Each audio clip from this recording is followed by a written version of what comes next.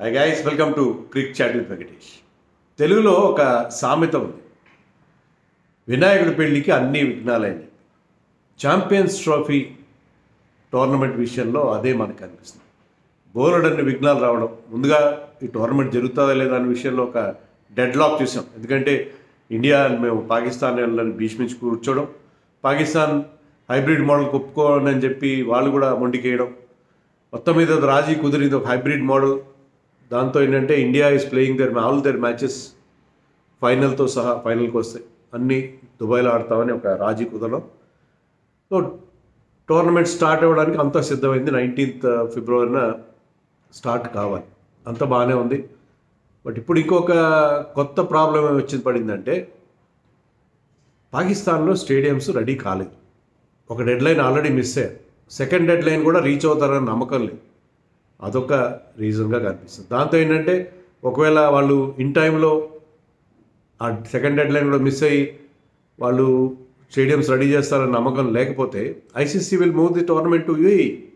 దుబాయ్లో అండ్ యూఏఈలోని remaining 2 venues Abu Dhabi and షార్జాలో కలిపి టోర్నమెంట్ జరిపే అవకాశం. సో ఆ కత్తి వాళ్ళ మెడ మీద వేలాడుతూ ఉంది పాకిస్తాన్కి. కానీ ఆ డెడ్ లైన్ మీట్ అవుతారనేది అక్కడ నుంచి వస్తున్న ఫొటోస్ చూస్తుంటే మనకి కంప్లీట్గా డౌట్ వస్తుంది. ఎందుకంటే చాలా వర్క్ జరగాలి. ఆ ఫొటోస్ మీకు షేర్ చేయట్లేదు, ఎందుకంటే వాటి డేట్స్ మనకు తెలియవు. ఏ డేట్లో తీసిన ఫోటోలు, ఏ డేట్లో తీసిన వీడియోలు తెలియకుండా మనం షేర్ చేస్తే ఏంటంటే మనం కరెక్ట్ ఇన్ఫర్మేషన్ ఇచ్చినట్టు కాదు. సో మొత్తం మీద అక్కడ ఇంకా చాలా ఏర్పాట్లు జరగాలి, లైట్లు తయారు చేయాలి, డ్రెస్సింగ్ రూమ్లు రెడీ కావాలి, స్టేడియంలో మీకు సీట్లు అమర్చాలి, స్టేడియం స్టాండ్స్ రెడీ అని సీట్లు పెట్టడం అనేది కూడా పెద్ద సమస్య. ఇలా చాలా 3 వెన్యూస్లో, పాకిస్తాన్లో 3 వెన్యూస్లో రెడీ కావట్లేదు, అది ఒకటి. నెంబర్ 2 ఏంటంటే ఇంగ్లాండ్ వాళ్ళకి ఒక కొత్త పాయింట్ రేజ్ చేశారు.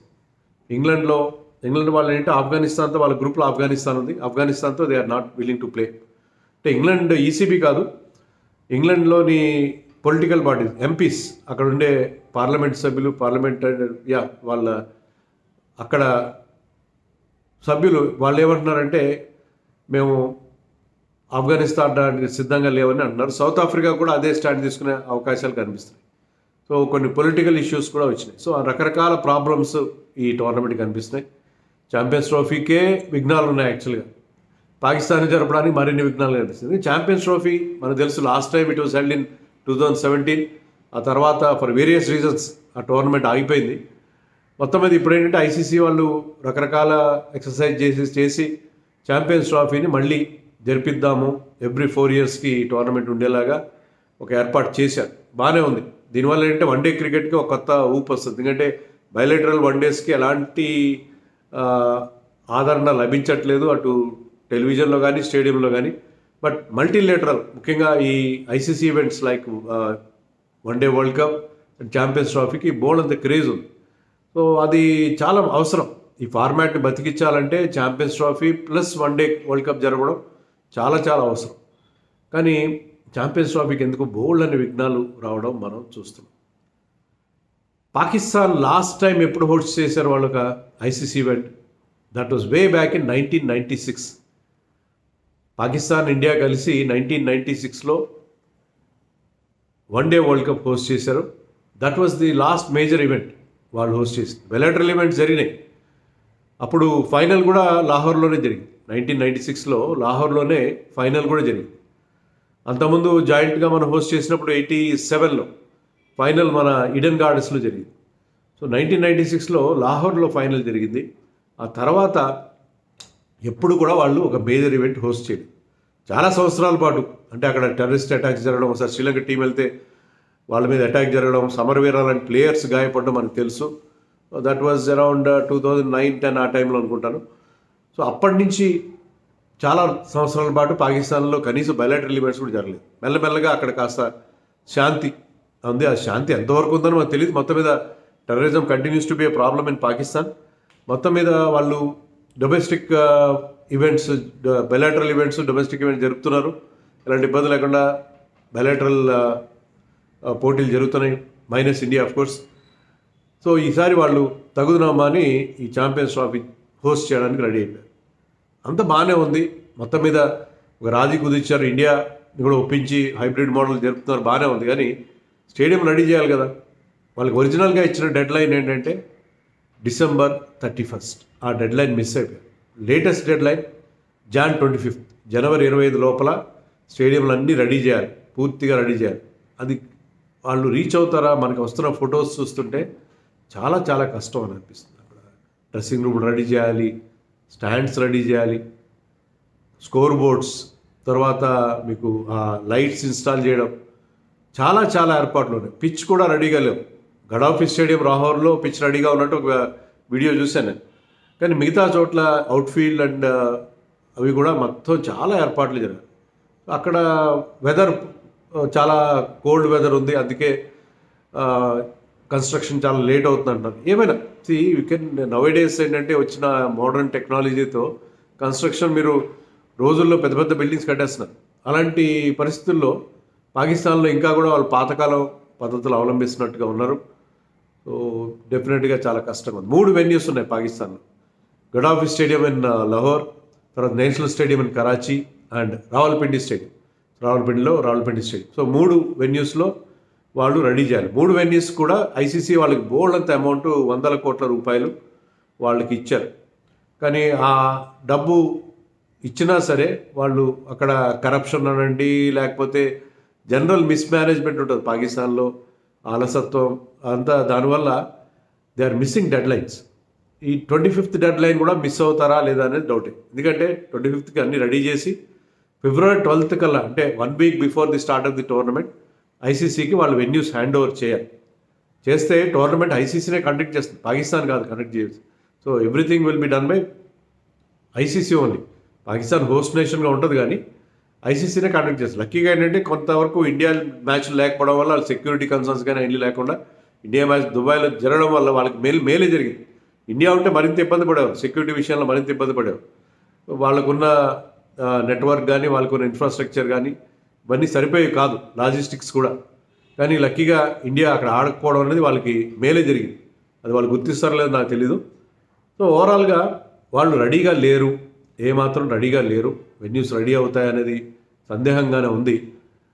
అలాగే నేను చెప్పినట్టుగా మరొక సమస్య కూడా వచ్చి పడింది. అదేంటంటే ఆఫ్ఘనిస్తాన్లో జెండర్ డిస్క్రిమినేషన్, జెండర్ అపార్థైడ్ అని కూడా అంటున్నారు. అంటే అక్కడ మహిళల్ని స్పోర్ట్స్ ఆడలేకపోవడం, మహిళల విషయంలో చాలా చాలా వివక్ష అనేది అక్కడ ఉంది అని చెప్పి ఇంగ్లాండ్ వాళ్ళు ఫీల్ అవుతున్నారు. మిగతా and even Australia is not playing bilateral events with Afghanistan for the same reason, Taliban కదా అక్కడ. అలాగే సౌత్ ఆఫ్రికా కూడా సౌత్ ఆఫ్రికా వీళ్ళందరూ ఒకటే గ్రూప్లో ఉన్నారు. ఇండియా ఉన్న గ్రూప్ రిలేటివ్లీ ఈజీ గ్రూప్ ఉంది. మనం we're playing New Zealand, Bangladesh and Pakistan. కానీ ఆ group of death, group B ఉందే, అది చాలా టఫ్ గ్రూప్ ఉంది. దాంట్లో Australia, South Africa, Afghanistan, England ఉన్నాయి. సో 8 దేశాలు పార్టిసిపేట్ చేస్తున్నాయి. ఆఫ్ఘనిస్తాన్ వాళ్ళ క్రికెట్ టీంలో మెచ్చుకుని తీరాలి. ఎందుకంటే 8 టీంలు ఆడుతున్న టోర్నమెంట్లో పెద్ద పెద్ద టీంలు పక్కన పెట్టి వాళ్ళు క్వాలిఫైయర్ బాగానే ఉంది. కానీ వాళ్ళకి England, south Africa match consider చేస్తే వాళ్ళు నెక్స్ట్ లెవెల్కి వెళ్తారు, బాగానే ఉంది. కానీ అది వాళ్ళకి హ్యాపీగా ఉండదు కదా. వాళ్ళు they have to earn it. వాళ్ళు మ్యాచ్లు ఆడి గెలవాలి, కానీ ఫర్ఫిట్ చేద్దాం మ్యాచ్లు అని చెప్పి చేయాలని చెప్పి ఒక సంతకాల ఉద్యమం 108 మంది ఎంతమంది ఎంపీలు సైన్ పెట్టి ఒక మెమొరాండం ఇచ్చినట్టుగా ఇంగ్లాండ్లో చెప్తున్నారు.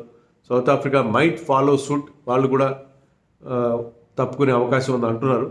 సో వాళ్ళు ఆడకపోతే ఏంటంటే టోర్నమెంట్లో మజా రాదు. సో మ్యాచ్ ఫర్ఫిట్ చేస్తారు, దానివల్ల ఇంగ్లాండ్, సౌత్ ఆఫ్రికాకి వాళ్ళు సెమీస్ చేరే అవకాశాలు తగ్గుతాయి, అది వేరే విషయం. బట్ ఏంటంటే అన్ని మ్యాచ్లు సజావుగా జరగాలి. గతంలో కూడా జరిగింది. 1996 మనం మాట్లాడినప్పుడు 1996లో Australia refuse to go to Sri Lanka. Australia అప్పుడు శ్రీలంకలో ఉన్న సెక్యూరిటీ పరిస్థితుల్లో they said they are going to forfeit matches in Sri Lanka. శ్రీలంకలో వెళ్ళి శ్రీలంక ఆడడానికి రిఫ్యూజ్ చేశారు. కానీ అదే శ్రీలంక టీంతో వాళ్ళు 1996 వరల్డ్ కప్లో ఫైనల్ ఆడారు. ఆ ఫైనల్లో శ్రీలంక వాళ్ళని ఓడించింది. తమ దేశం రాకుండా ఆడినందుకు శ్రీలంక ఓడించి, అది పొయిటిక్ జస్టిస్గా అప్పుడు అందరూ వర్ణించారు. నిజంగా అది వాళ్ళకి ఒక ఖచ్చితంగా న్యాయం దక్కింది, వాళ్ళని ఆస్ట్రేలియా అవమానించినప్పుడు. అలాగే అప్పుడు శ్రీలంకకి సాలిడారిటీ వ్యక్తం చేస్తూ India, Pakistan combined team Sri Lanka వెళ్ళి ఒక మ్యాచ్ ఆడారు. అక్కడ సెక్యూరిటీ ప్రాబ్లం లేదు, మేము ఆడుతున్నాం చూడండి అని చెప్పి టు ఎక్స్ప్రెస్ సాలిడారిటీ. ఎందుకంటే ఆ world cup was hosted by India, Pakistan and Sri Lanka together. 3 దేశాలు కలిసి హోస్ట్ చేసే, కానీ ఆస్ట్రేలియా టీమ్స్ అక్కడ జరగాల్సిన మ్యాచ్ ఆడలేదు. సో ఇలాంటి పొలిటికల్ ఇష్యూస్ లేకుండా ఉంటే బాగుంటుంది. నో డౌట్ ఎవ్వరు కూడా సమర్థించరు తాలిబాన్, కానీ తాలిబాన్ వాళ్ళ విధానాలు, మహిళలను వాళ్ళు ట్రీట్ చేసిన విధానాలు ఎవరు సమర్థించరు. కానీ క్రీడలకి దానికి ముడిపెట్టడం అనేది నాకైతే పర్సనల్గా అయితే ఇష్టం లేదు. బట్ వాటెవర్, ఈ ఛాంపియన్స్ ట్రాఫీకి అడుగడుగునా విఘ్నాలు, అడుగడుగునా రోడ్ బ్లాక్స్ కనిపిస్తున్నాయి మనకి. ఇవన్నీ దాటుకొని జరగాలి. ఎందుకంటే ఇది పాకిస్తాన్ సరిగ్గా హోస్ట్ చేస్తున్నా, లేదా పాకిస్తాన్ సరిగ్గా హోస్ట్ చేయకపోతే మనకి అదొక కిక్ ఉంటుంది. అది చూసావు ఎలా జరిగింది అని చెప్పి, పాకిస్తాన్లో ఏదైనా లోపాలు జరిగింది. ఎందుకంటే నాకు పర్సనల్ ఎక్స్పీరియన్స్ అయింది. హైదరాబాద్లో మన one day world cup 2023 one day world cup జరుగుతున్న హైదరాబాద్ మ్యాచ్లప్పుడు నేను ట్విట్టర్లో కొన్ని ఫొటోస్ పెట్టాను. పిట్ట రెట్టలు ఉన్న, బర్డ్ డ్రాపింగ్స్ ఉన్న సీట్లు, సరిగా క్లీన్ చేయని సీట్లు ఉన్నవి నేను అప్పుడు ట్విట్టర్లో పెడితే అది ఎక్కువగా దాని మీద రియాక్ట్ అయింది పాకిస్తాన్ వాళ్ళు. దాన్ని విపరీతంగా షేర్ చేసేసి వాళ్ళు దాన్ని పెద్ద ఇష్యూ చేసి, చూడండి ఇండియాలో ఎంత దారుణంగా కండక్ట్ చేస్తున్నారో ఈ మ్యాచ్లో అని చెప్పి వాళ్ళు దాన్ని పెద్ద రాద్ధాంతం చేశారు. నేను సరే ప్రేక్షకులకి మినిమం ఫెసిలిటీస్ ఉండాలన్న ఉద్దేశంతో, మా సదుద్దేశంతో పెట్టిన తర్వాత ఒక దశలో ఆ పోస్ట్ విత్డ్రా చేసుకుందామా, డిలీట్ చేద్దామా అన్నంత ఫీలింగ్. ఎందుకంటే పాకిస్తాన్ వాళ్ళు దాన్ని అడ్వాంటేజ్గా తీసుకోవడం మొదలుపెట్టారు. బట్ వాట్ ఎవర్, సో వాళ్ళు ఇండియాలో సరిగ్గా హోస్ట్ చేయట్లేదని ఇండియాని వెక్కిరించడానికి, ఇండియాని మీద ఫింగర్స్ పాయింట్అవుట్ చేయడానికి సిద్ధంగా ఉన్నారు. మనం కూడా సిద్ధంగా ఉన్నాం. పాకిస్తాన్ సరిగ్గా హోస్ట్ చేయకుండా అక్కడ సరైన ఏర్పాట్లు లేకపోతే. కానీ అది కాదు కదా, మనం బిగ్గర్ పిక్చర్ చూడాలి. Larger interest of the game ఏంటంటే వన్డే క్రికెట్ సర్వైవ్ కావాలి అంటే, వన్డే ఫార్మాట్ సర్వైవ్ కావాలి, ఛాంపియన్స్ ట్రాఫీ సజావుగా జరగాలి. పాకిస్తాన్ బాగా హోస్ట్ చేయాలి. అక్కడ వాళ్ళు డెడ్ లైన్ మిస్ కాకుండా వాళ్ళు రెడీ చేయాలని కోరుకుందాం. ఒకవేళ డెడ్ లైన్ మిస్ అయితే దుబాయ్లో జరుగుతుంది, నో డౌట్. కానీ ఛాంపియన్షిప్లో ఆ మజా రాదు. హోస్ట్ నేషన్ జరిగితే ఏంటంటే సడన్గా మళ్ళీ వెన్యూ మార్చడం, అంత గందరగోళ పరిస్థితి ఏర్పడుతుంది. సో అదంతా జరగకుండా ఛాంపియన్స్ ట్రాఫీ సజావుగా జరగాలని చెప్పి యాజ్ లవర్స్ ఆఫ్ క్రికెట్ మనం కోరుకుంటాం. ఏమంటారు?